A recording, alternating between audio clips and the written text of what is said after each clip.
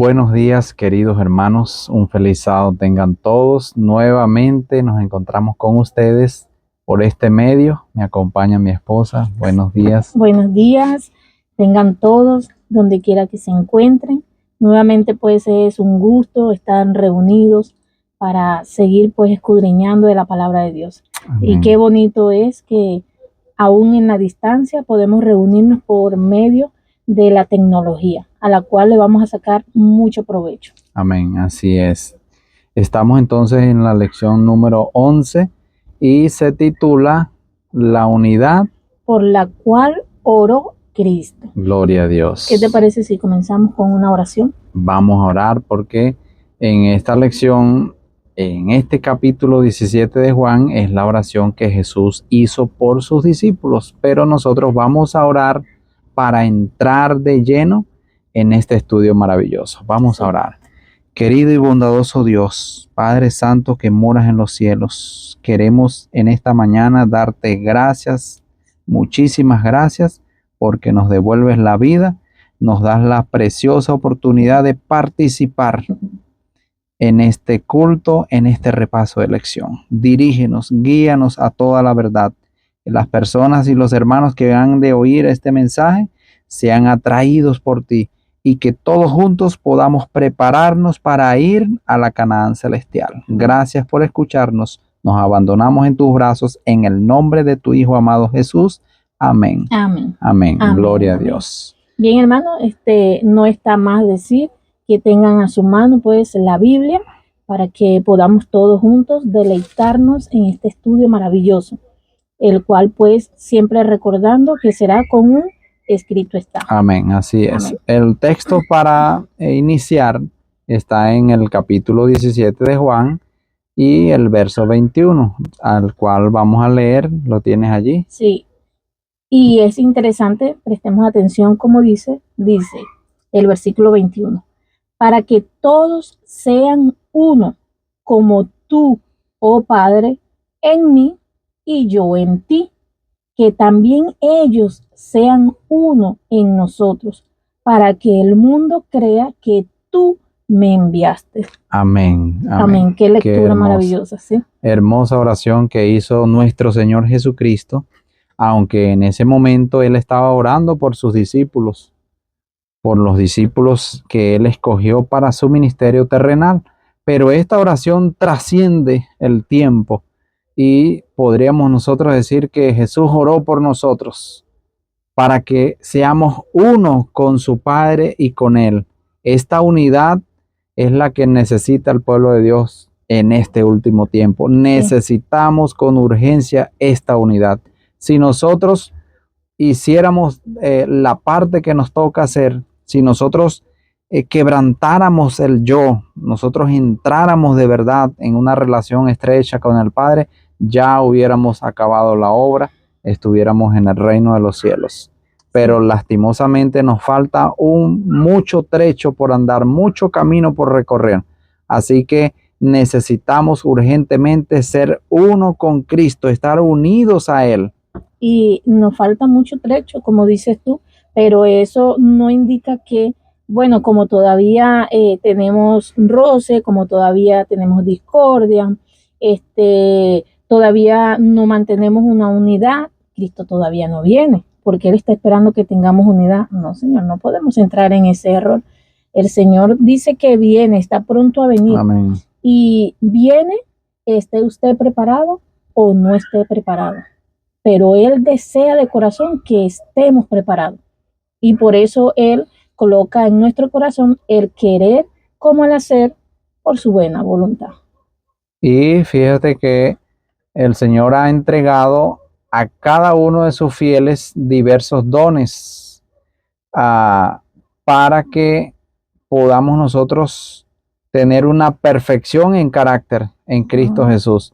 Fíjense cómo dice Efesios capítulo 4 y el verso 12. Lo voy a leer, pero voy a leer el verso 11, un verso anterior, para poder tener un poco de contexto y entender lo que estamos leyendo. Dice, y Él mismo constituyó a unos apóstoles, a otros profetas, a otros evangelistas, a otros pastores y maestros, a fin de perfeccionar a los santos para la obra del ministerio, para la edificación del cuerpo de Cristo. El Señor siempre tuvo en mente esa preciosa unidad, porque como dice por allí un dicho popular, en la unidad está ¿qué cosa? La fuerza. La fuerza. Si nosotros nos unimos, si hacemos esfuerzos por unirnos de manera colectiva, podemos alcanzar a muchos que se encuentran dormidos, que se encuentran en la oscuridad aún en este mundo. Así es. Él extiende a cada uno la invitación a venir y ser sanado y ser perdonado, a beber del agua de vida. O sea, Él extiende la mano a quien quiera ser curado, tanto física como espiritualmente. No debemos confiar en nosotros mismos, sino en Jesús. Siempre habrá obstáculos delante de nosotros, como la pereza, la flojera, una enfermedad. Siempre va a haber algo, pero en forma unida, tomados de la mano, ¿sí?, podremos ir por un solo camino, y ese camino es el reino de los cielos. Amén, amén. Amén. Bien, entonces vamos a pasar al siguiente día, el día domingo. Estamos comenzando este repaso de lección. Y el día domingo nos viene hablando de la oración de Cristo por la unidad. Es una seguidilla, digámoslo de esta manera, de la introducción que acabamos de tener. Pero comienza con una pregunta. Ok, ¿cuál es la pregunta? ¿Cuál fue el pedido de Cristo a su Padre en la oración intercesora? ¿Cuál fue el pedido? O sea, Jesús hizo una oración, pero hizo un pedido. Y volvemos nuevamente a lo que fue nuestra lectura inicial, Juan capítulo 17, versículo 21. Y vamos a repetirlo para que podamos a través de esta grabar en nuestra memoria. Dice, para que todos sean uno, como tú, oh Padre, en mí y yo en ti, que también ellos sean uno en nosotros, para que el mundo crea que tú me enviaste. Amén. O sea, para que sean unos. Pero debía tener unidad de espíritu, propósito y creencia. No debería haber contiendas por la supremacía, como los que habían contaminado a los 12, como dice Lucas 22, 24, el cual les invito a leer. Lucas capítulo 22, 24 dice: más tarde los apóstoles empezaron a discutir acerca de quién era el más importante entre ellos. O sea, ya estaban contaminados como que, bueno, ¿quién es el importante? ¿Sí? Bueno, como yo soy el anciano y tú eres el diácono, yo soy más importante que tú, ¿no? Y ya estaban contaminados, pero debían entender que la unidad que emanara de la mezcla armoniosa de las vidas de los cristianos debía impresionar al mundo con el origen divino de la iglesia cristiana. Sí, y en el espíritu de profecía, en esta parte dice que nos da una recomendación. La sierva del Señor dice: lean y estudien cuidadosamente la oración que Cristo elevó justamente antes de su enjuiciamiento y que se registra en el capítulo 17 de Juan. Sigan sus enseñanzas y obtendrán la unidad. Nuestra única esperanza de alcanzar el cielo está en ser uno con Cristo. Y es que en esta oración, si nosotros analizamos bien esta oración, fíjense que dice que estando Jesús con los ojos puestos al cielo, dijo: Padre, la hora ha llegado. Glorifica a tu Hijo para que también tu Hijo te glorifique a ti. Y en esta oración podemos ver nosotros la relación estrecha entre el Padre y el Hijo. Sí. No hay espacio para un tercero.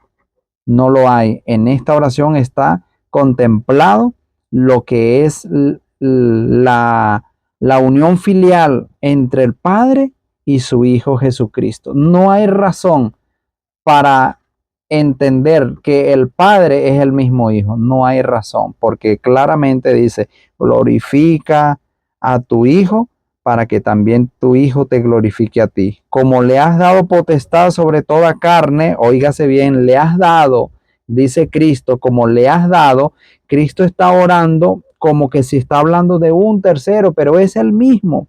Él pudo haber dicho, porque me has dado directamente potestad sobre toda carne, para que dé vida eterna a todos los que me diste. Y ahora viene el verso 3 donde añade categóricamente y dice, y esta es la vida eterna, que te conozcan a ti, el único Dios verdadero, y a Jesucristo a quien has enviado. Pudo haber dicho el Señor, o pudo haber mencionado a un tercero, indicando de que también faltaba alguien en la deidad, pero él dijo que la vida eterna consiste en conocer al único Dios verdadero, y él dice quién es ese Dios verdadero, es su Padre y a su Hijo Jesucristo. Entonces podemos nosotros comprender de esta manera que la deidad, la verdadera deidad, está compuesta por el Padre y el Hijo. No hay espacio para un tercero, como ya lo mencioné. Así que la sierva del Señor nos invita a que estudiemos, meditemos en esta preciosa oración para no ser engañados en este último tiempo. ¿Quieres agregar Así aquí es, el comentario? no, la frase que tengo acá dice que demanda unidad, o sea, Dios demanda unidad y debemos tener unidad, porque sin la unidad pues no podremos manifestar el amor de Dios. Dios nos pide que sumerjamos nuestro yo en Cristo. Para el hombre natural esto no es fácil, Para el pero hombre natural. para el hombre natural, aquel que solamente cree que por su fuerza puede recibir o adquirir cualquier mérito. Pero mediante el poder de Jesús podemos vencer nuestras malas tendencias y modificar así nuestras disposiciones imperfectas, de tal manera que la voluntad de Dios pueda cumplirse en nosotros. Correcto. Bien, entonces, hermanos queridos, pasamos ahora al siguiente día, al día lunes. Vamos con el día lunes. Y está interesante este capítulo del día lunes. Sí, vaya que sí. Dice, cuando se cometen errores. ¿Tú cometes errores? ¿Hemos cometido errores? Claro Sí, que sí. hemos cometido errores. Humanamente hemos cometido errores, pero vamos a ver cuál es la recomendación que hay. Fíjense, si un cristiano o iglesia en forma colectiva ha cometido un error, ¿qué es lo que debería hacerse? ¿Cuál es el paso? ¿Cuáles son los pasos a seguir? ¿Qué es lo que nosotros deberíamos como líderes establecer? Si el que ha cometido el error es un hermano débil en la fe, si es un anciano, si es alguien experimentado en la palabra de Dios, ¿qué es lo que deberíamos hacer? Vamos a leer el texto. Si lo tienes allí, por favor lo lees. Está en Isaías. Sí. Isaías 55 y el verso 7. Dice, deje el impío su camino y el hombre malo sus pensamientos, y vuélvase al Señor, quien tendrá de él misericordia, y a nuestro Dios, que es amplio en perdonar. Gloria a Dios. Ve qué Hermoso. maravillosa es este versículo, es un llamado, o sea, deje el impío su camino y el hombre malo sus pensamientos, y vuélvase al Señor. O sea, haga una reestructuración en su vida y vuélvase al Señor, porque Él es grande en misericordia y amplio en perdonar. El profeta Isaías está siendo muy enfático, muy directo allí. Un llamado a que si estamos cometiendo un error, obviamente allí el profeta Isaías dice, deje el hombre impío su mal camino y vuélvase a Dios. Es un llamado al arrepentimiento, ¿sí o no? Sí, así es. Con cuánta frecuencia por medio de sus mensajeros Dios exhorta a los hombres a que abandonen su vida de pecado y les promete perdón. Por eso que los invito para confirmar esta gran esperanza. Busquemos Jeremías capítulo 7, Jeremías capítulo 7, versículo 3 al 7. Versículo 3 al 7. Esto dice el Señor Todopoderoso, el Dios de Israel. Dedíquense a seguir el camino del bien para que así yo los deje seguir viviendo en este país. No confíen en las palabras de los que los engañan diciéndoles, este es el templo del Señor, nada menos que el templo del Señor. Aquí está el templo del Señor. Si de veras se dedican a seguir el buen camino, si en verdad se tratan con justicia los unos a los otros, si no explotan a los inmigrantes, ni a los huérfanos, ni a las viudas, si no matan gentes inocentes en este lugar, ni adoran a otros dioses, pues lo único que sacan con eso es su propia destrucción.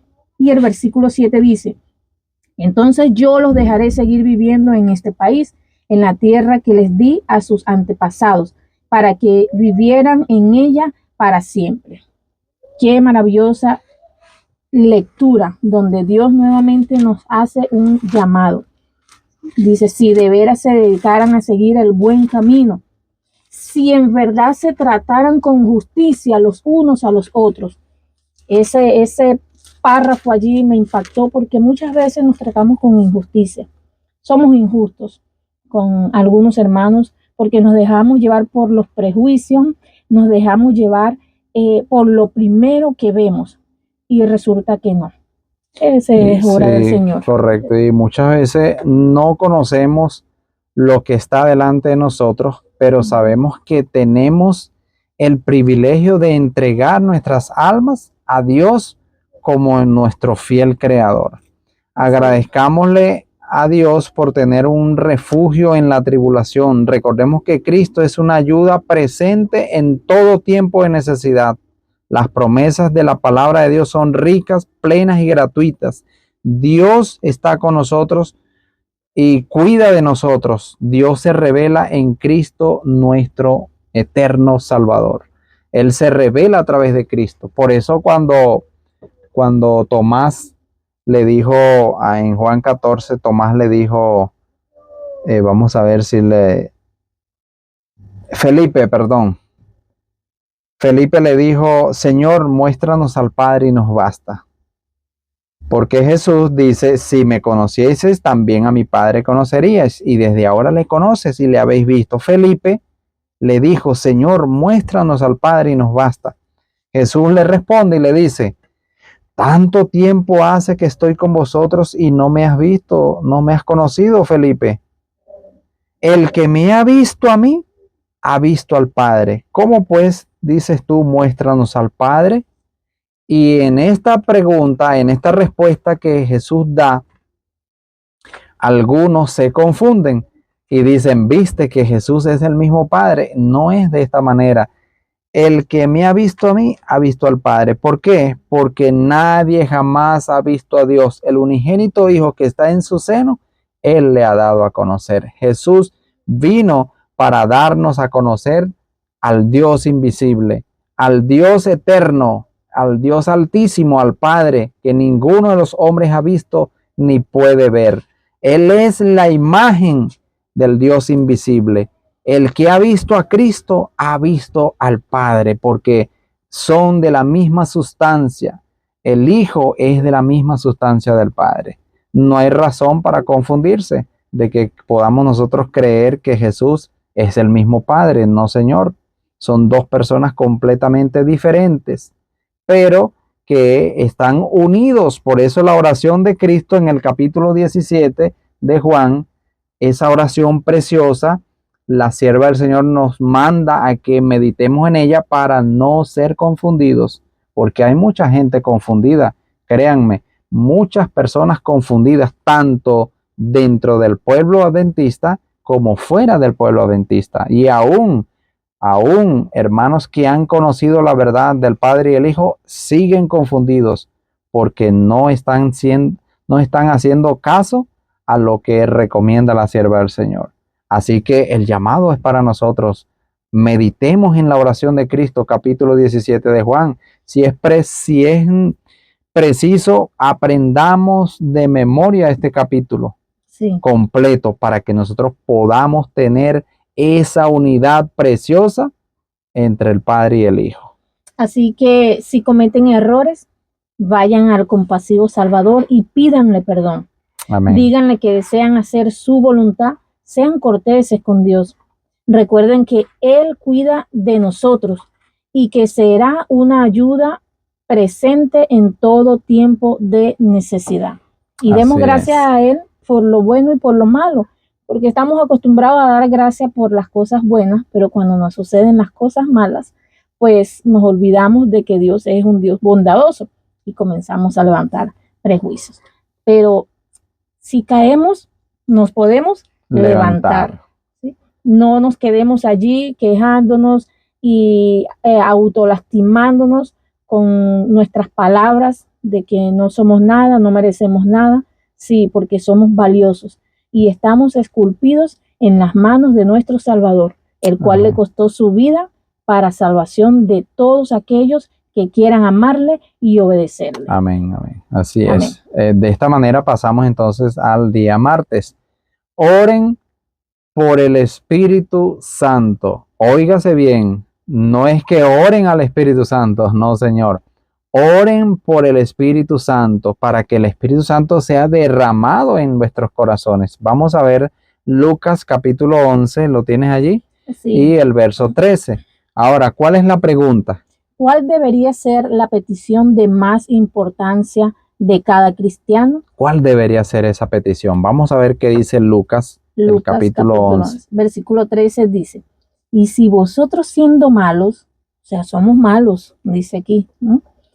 Sabéis dar buenas dádivas a vuestros hijos, cuánto más vuestro Padre Celestial dará el Espíritu Santo a los que se lo pidan.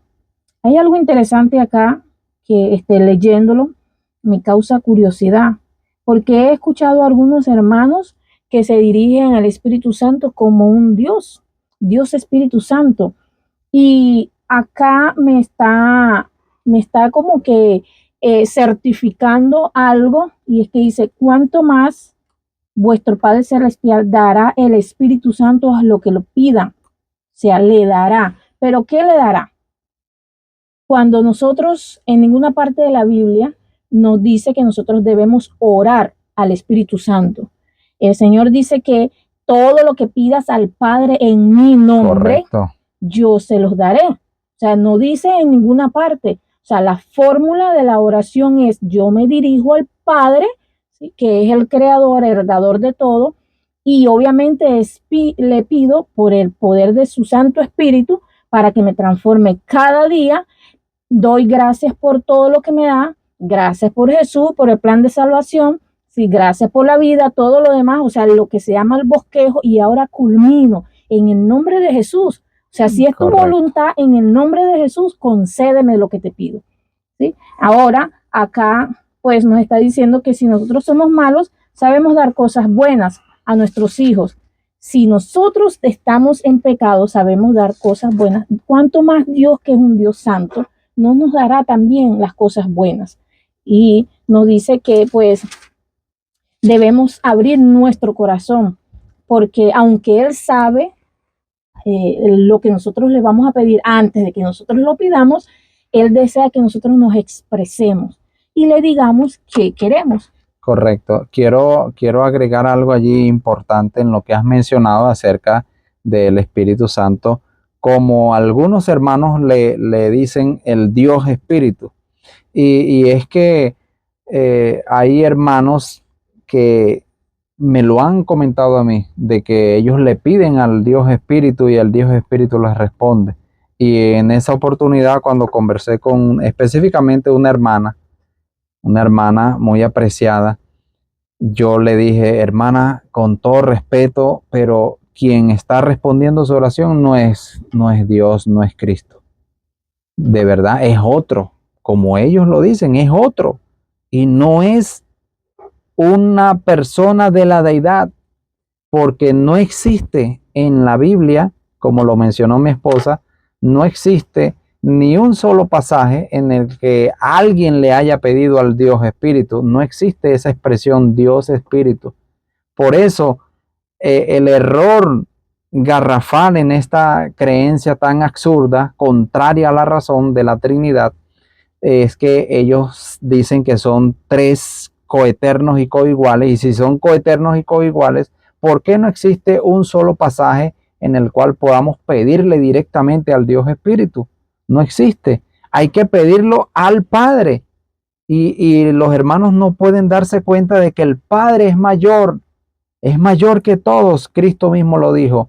Por esa razón, como Él es el dueño de ese espíritu, por eso se le pide a Él que nos dé su espíritu. Por eso el texto que acabamos de leer dice, si nosotros siendo malos sabemos dar a vuestros hijos buenas dádivas, cuánto más vuestro Padre, lo dijo Cristo, cuánto más vuestro Padre dará el Espíritu Santo a los que se lo pidan. ¿A quién se lo piden? A Él, porque Él es el dueño. Él es el dueño del Espíritu. De Él procede el Espíritu. Y Él se manifiesta. Él se hace presente en todo el universo, en toda la tierra, a través de su poder, su Espíritu, su presencia preciosa, el Espíritu Santo. ¿Quieres comentar algo? Sí, bueno, este tema se extiende bastante, ¿verdad? Porque es una tela larga para cortar y nos gustaría pues extendernos mucho en el tema. Pero este día martes, lo vamos a cerrar completando lo que tú dijiste, de que cuando la hermana pedía en el nombre del Dios Espíritu, eh, con un escrito está claramente, vamos a responder, según de Tesalonicenses capítulo 2, versículo 9, dice, inicuo cuyo advenimiento es por obra de Satanás, con gran poder y señales y prodigios mentirosos, y con todo engaño de iniquidad para los que se pierden. O sea que el enemigo tiene que poder, ¿para qué? Para hacer señales y prodigios mentirosos. O sea, que Él puede hacer realidad una oración que uno pide, se lo pide a Él, pues, o sea, Dios Espíritu Santo, recordando o haciendo énfasis en que nosotros creemos en el Espíritu Santo, pero no como un Dios. La Biblia en ninguna parte dice que el Espíritu Santo es un Dios. No, no es así. Entonces, y obviamente tenemos la fórmula de la oración. Ahora, para que nosotros podamos pues comprender, deberíamos extendernos un poquito más, pero seguimos con la lección, ya que el tiempo es un poco limitado, y vamos ahora en el día miércoles. O sea, ¿qué dice? Acepten lo que Cristo dice. Y ese es el problema, es que muchos no quieren aceptar lo que Cristo dice. Siguiendo con el día anterior, ¿qué fue lo que dijo Cristo? Si vosotros siendo malos saben dar buenos regalos a vuestros hijos, ¿cuánto más vuestro Padre dará su espíritu a los que se lo pidan? Si nosotros aceptamos lo que Cristo dice, podemos nosotros entrar en una armonía con toda la palabra de Dios. Vamos a ver la pregunta de este día miércoles. Dice, ¿qué es lo que Cristo nos dice que debemos hacer los creyentes para mantenernos en comunión con Él? Vamos a verlo en Juan capítulo 6 y el verso 37. Y dice así, todo lo que el Padre me da, vendrá a mí, y al que viene a mí, nunca lo echo fuera. Gloria a Dios. O sea, todo lo que el Padre me da, vendrá a mí, y el que viene a mí, nunca lo echo afuera. Y es que eso es lo que nos pide el Señor. El Señor Jesús pide es que acepten la verdad del Evangelio tal como está escrita. El que cree en mí, dice Jesús, como dice la Escritura, de su interior correrán ríos de agua viva. Así que, ¿cuál es el llamado?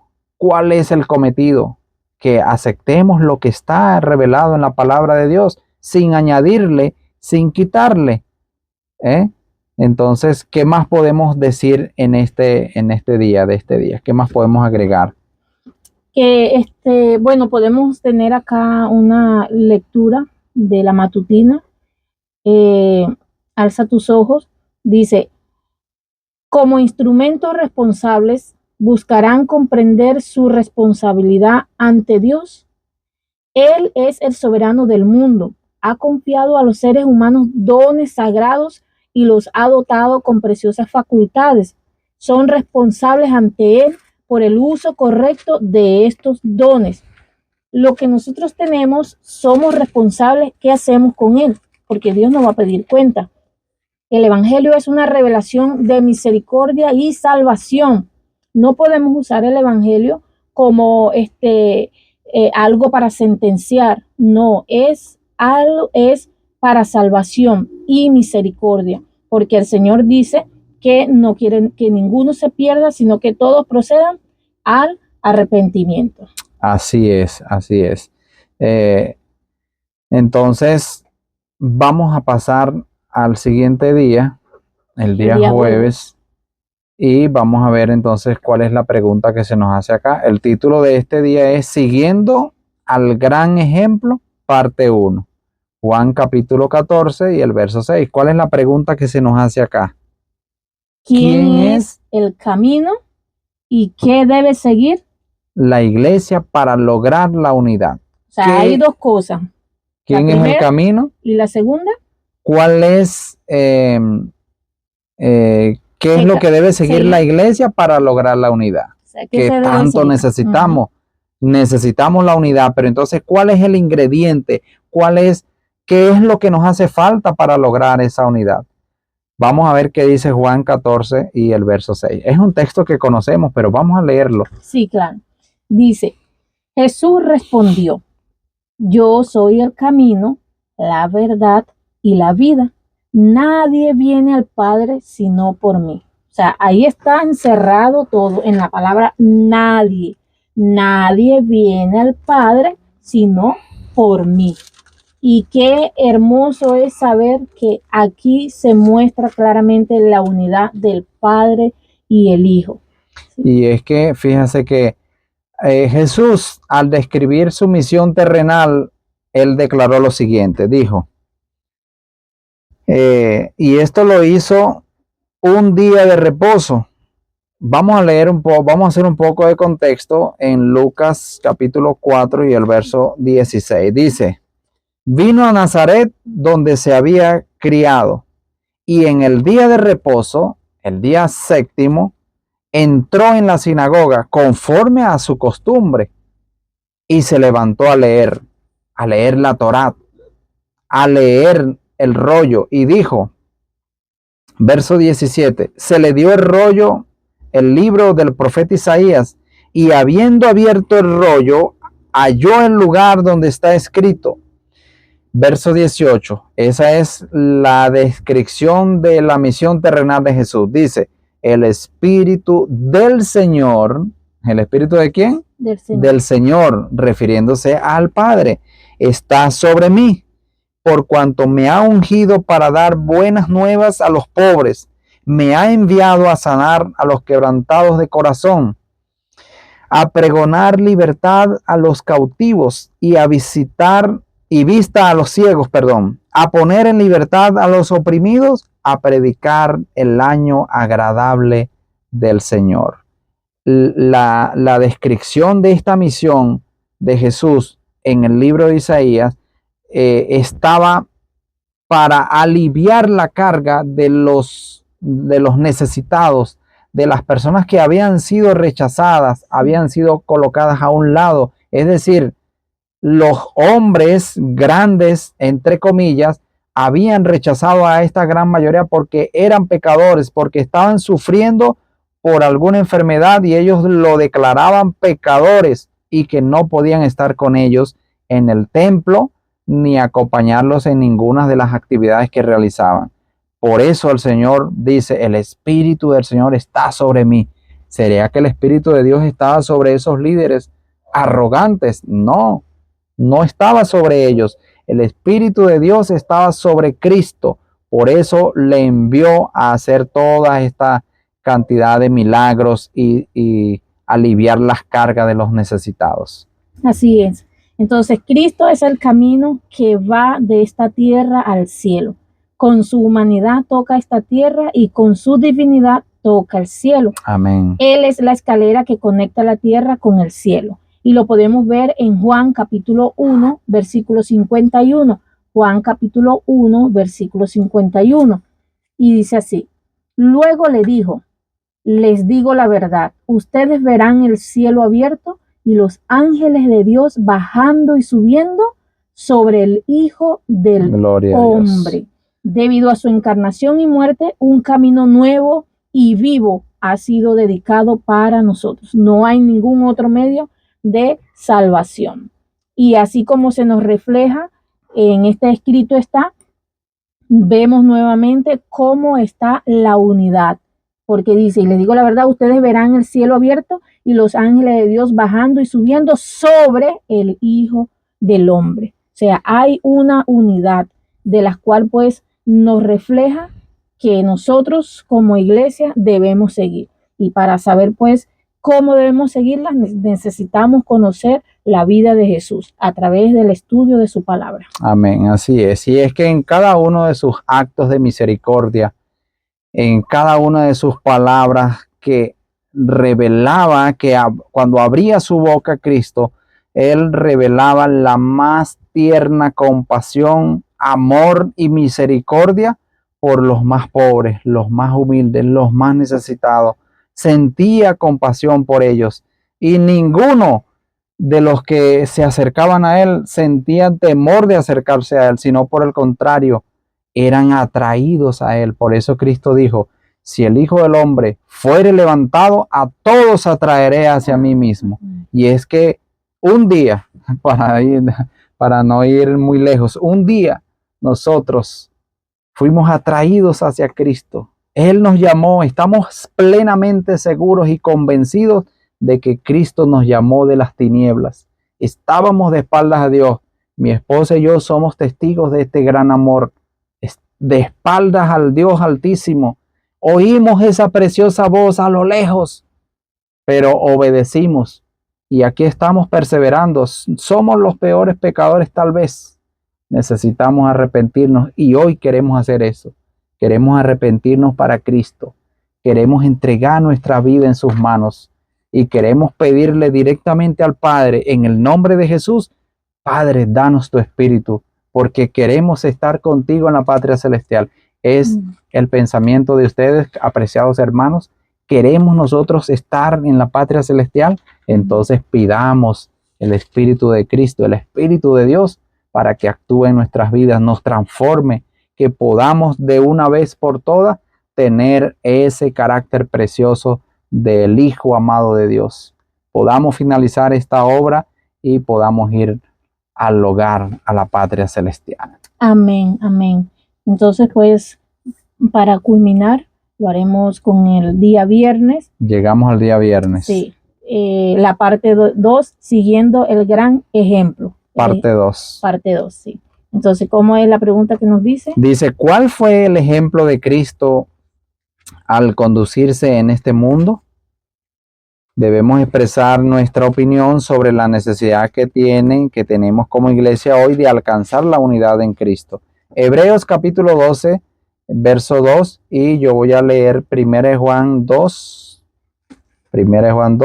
3 al 6.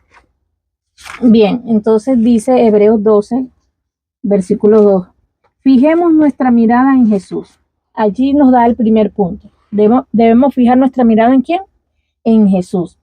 Muchas veces nosotros como seres humanos fijamos nuestra mirada es en el que está al frente, es en el dirigente, es en el pastor, es en el anciano, es en el licenciado, ¿sí? O sea, dirigimos nuestra mirada a ellos porque creemos que ellos pueden tener mayor sabiduría, pero dice es que debemos fijar nuestra mirada en Jesús, en quien la fe empieza y termina, o sea, donde comienza y termina.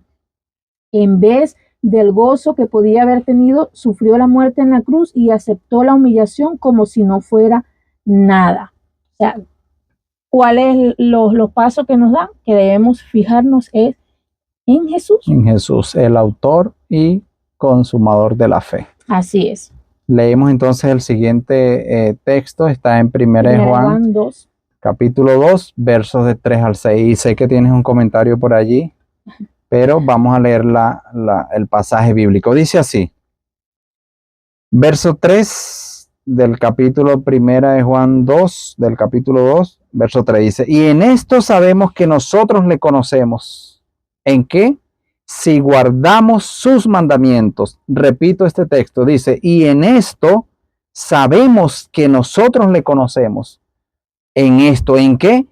Si guardamos sus mandamientos. Es decir, si nosotros guardamos sus mandamientos, en esto sabemos que le conocemos, que hemos tenido una relación con él, que hemos caminado con él, con Cristo y con su Padre. El que dice, verso 4, el que dice, yo le conozco y no guarda sus mandamientos, el tal es mentiroso.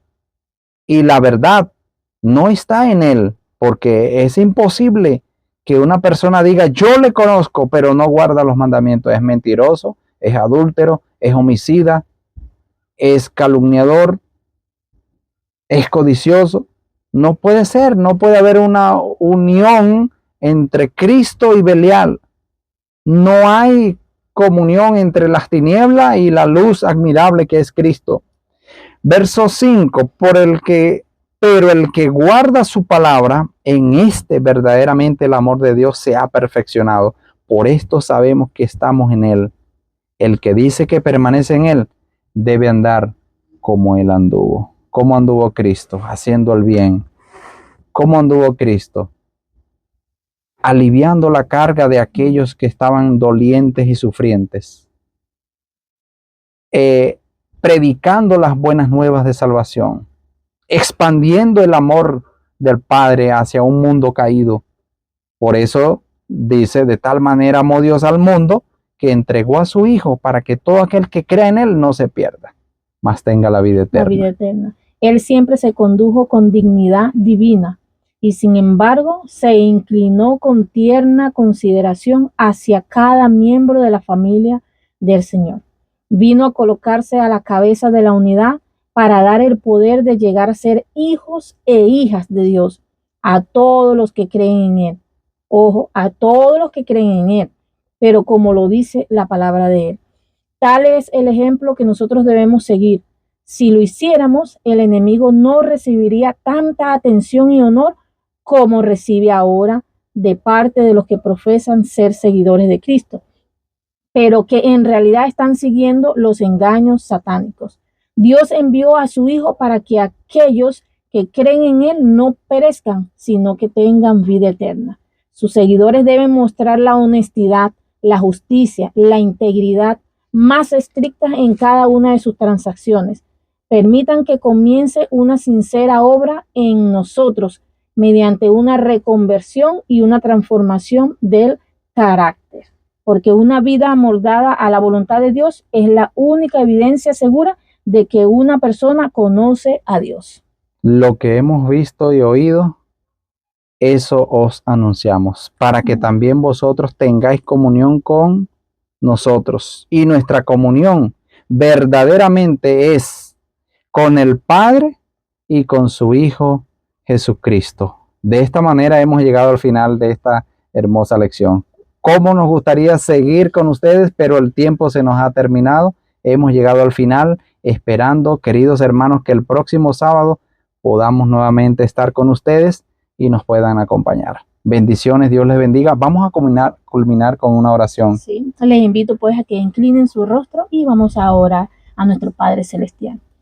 Padre bueno, misericordioso, te alabamos y te glorificamos, mi Dios, por este maravilloso estudio que nos has dado. Amén. Te ruego, oh mi Dios, que no se quede solamente en palabras, que nos enseñes, oh Padre eterno, a hacer con hechos, con obras, lo que es verdaderamente estar unidos en Cristo Jesús. Amén. Ayúdanos, oh Padre eterno, porque solo no podemos. En Jesús te agradecemos todo. Amén. Amén. Amén. Gloria a Dios. Bendiciones, hermanos. Bendiciones, hermanos.